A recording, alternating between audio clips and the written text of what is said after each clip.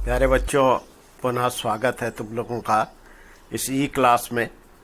अभी तक जो हमने रिप्रोडक्शन के बारे में पढ़ा, तो टाइप्स ऑफ रिप्रोडक्शन में हमने वेजिटेटिव प्रोपोगेशन के बारे में पढ़ा। अब हम पढ़ेंगे अलैंगिक जनन या एसेक्सुअल रिप्रोडक्शन के बारे में। ये एसेक्सुअल रिप्रोडक्शन क्या होता है? वास्तव में जब किसी जीव से बिना युग्मकों के बने हुए, यानी इसमें गैमीट नहीं बनेंगे, और एक जो सिंगल पेरेंट है या यूनी पेरेंट है, उसकी कोशिकाओं में सूत्री विभाजन के द्वारा नया जीव उत्पन्न हो जाए, तो इसे हम एसेक्सुअल रिप्रोडक्शन या अलैंगिक जनन कहेंगे। इस प्रकार से जो जीव उत्पन्न होते हैं, इन जीवों के लक्षण अपने माता पिता से मिलते हैं। ये मॉर्फोलॉजिकली भी और जेनेटिकली भी जो हैं, ये प्रतिकृति होते हैं अपने जनक के। इसीलिए सामान्यतः इनको क्लोन भी कहा जाता है। देखो, जो अलैंगिक जनन है, ये एक प्रकार से हम कहेंगे कि यहाँ पर जो है वो सूत्री विभाजन की प्रक्रिया हो रही है। दूसरा, युग्मकों का निर्माण नहीं हो रहा है। तीसरी बात, इसमें जो पेरेंट है वो केवल एक ही है, और साथ ही साथ जो उत्पन्न संतानों की विशेषताएं हैं, वे अपने पितृ कोशिकाओं या पितृ या जो मातृजीव है जिससे ये उत्पन्न हुए हैं, उन्हीं के समान होते हैं। तो अब यहाँ पर हम पढ़ेंगे अब अलैंगिक जनन के प्रकार या टाइप्स ऑफ एसेक्सुअल रिप्रोडक्शन। यानी ये जो अलैंगिक जनन है, ये किस किस प्रकार का हो सकता है। प्रथमतः यहाँ पर देखेंगे विखंडन, फिशन प्रकार का हो सकता है। खंडन, फ्रेगमेंटेशन टाइप हो सकता है। पुनरुद्भवन या रीजनरेशन हो सकता है। साथ ही साथ मुकुलन है, बडिंग के द्वारा हो सकता है। और बीजाणु निर्माण या स्पोर फॉर्मेशन के द्वारा हो सकता है। आइए सबसे पहले हम बात करते हैं विखंडन, यानी बंट जाना, फिशन इसे कहते हैं। अब ये फिशन भी टू टाइप्स हो सकता है, बाइनरी फिशन और मल्टीपल फिशन। बाइनरी फिशन का मतलब है द्विविखंडन, यानी जब जीव या कोई कोशिका दो भागों में बंट जाती है, और दो भागों में बंटने के पश्चात प्रत्येक भाग जो है वो एक जीव की भांति अपने जीवन यापन करता है, तो इसे हम बाइनरी फिशन कहते हैं। अब आगे तुम देख रहे होंगे, यहाँ पर मैंने बताया कि बाइनरी फिशन के भी अलग अलग प्रकार हो सकते हैं। कैसे हो सकते हैं? इर्रेगुलर, जो यूनिसेलुलर ऑर्गेनिज्म है या एक कोशिकीय जीव है, जैसे हम बात करते हैं अमीबा की, तो इसमें इर्रेगुलर टाइप का बाइनरी फिशन होता है, यानी कि अनियमित प्रकार का दो भागों में बंट जाएगा।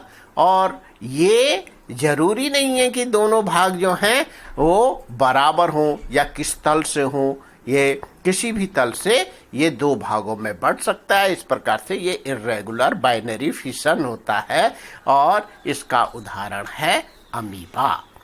अगला जो है वो हमारे पास है लॉन्गिट्यूडनल।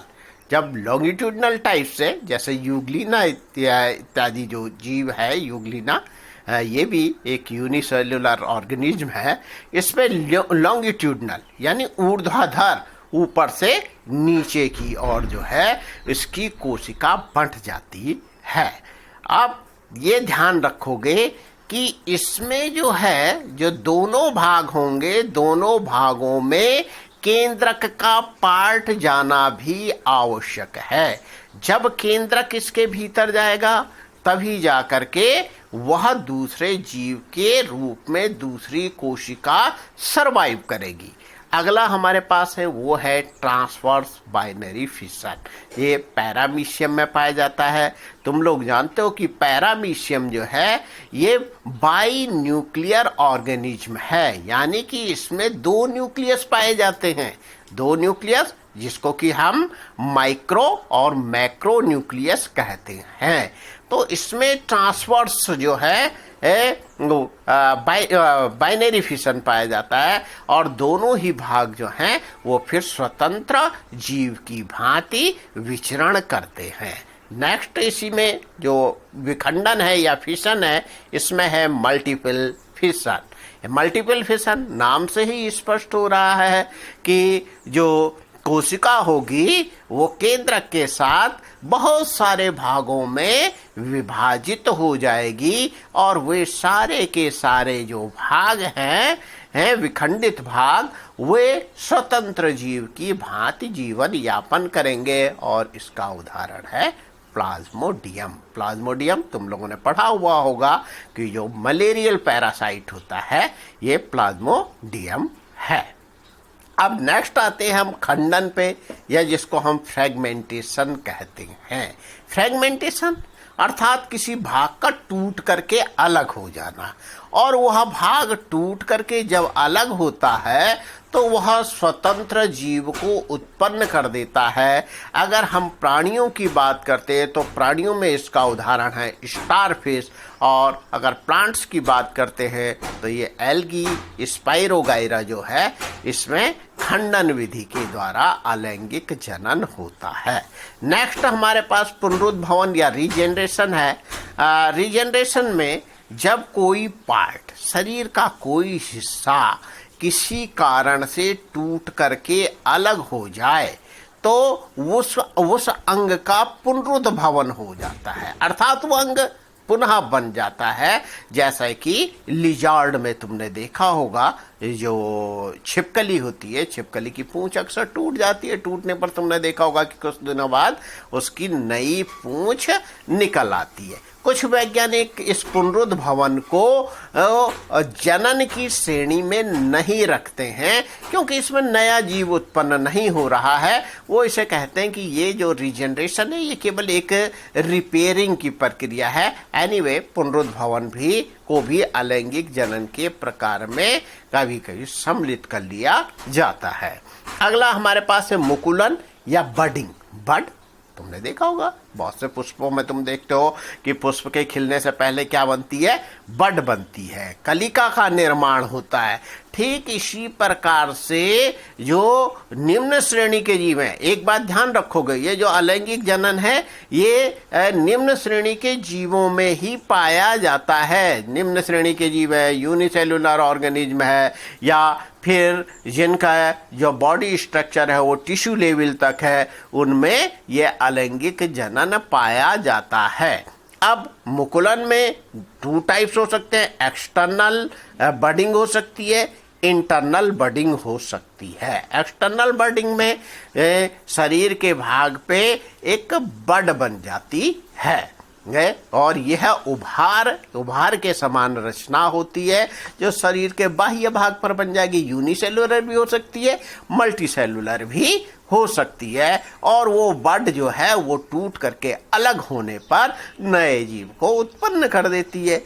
अगर ये बड्स जो हैं ये प्राणी के या जीव के शरीर के भीतर ही निर्मित हो रही हैं तो वहां पर हम कहेंगे कि ये इंटरनल बडिंग है। जैसे मार्केंसिया वगैरह है या स्पॉन्जिला है, वहां पर क्या होता है कि कुछ जेमा कप बन जाते हैं और उनके भीतर बहुत सारी बडिंग होती है और जिम्यूल बन जाते हैं। जिम्यूल फॉर्मेशन लिखा हुआ है मेरा यहाँ पे।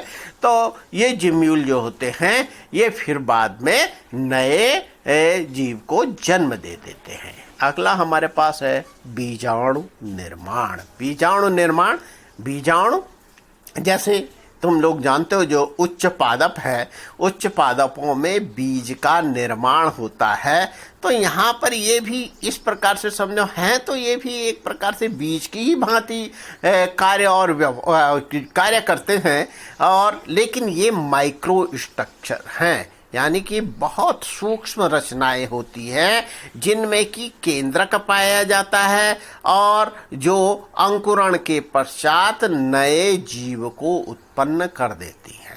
अब ये बीजाणु भी कई प्रकार के हो सकते हैं। जू स्पोर है, एप्लेनोस्पोर है, हाइप्नोस्पोर है, एकाइनिट्स हैं, कॉनिडिया है, क्लेमाइडोस्पोर है, ओइडिया है। आइए जू स्पोर ये प्राय फ्लैजिलेट होते हैं, मोटाइल हैं, चल यानी कि इनमें जो है वो मूवमेंट पाया जाता है, एक जगह से दूसरी जगह जा सकते हैं, इसलिए इनको क्या कहा जाता है, चल बीजाणु कहा जाता है। और ये चल बीजाणु, इसका उदाहरण है वॉचीरिया। यहाँ पर मैंने एक ही उदाहरण सबके दिए, एक एक उदाहरण।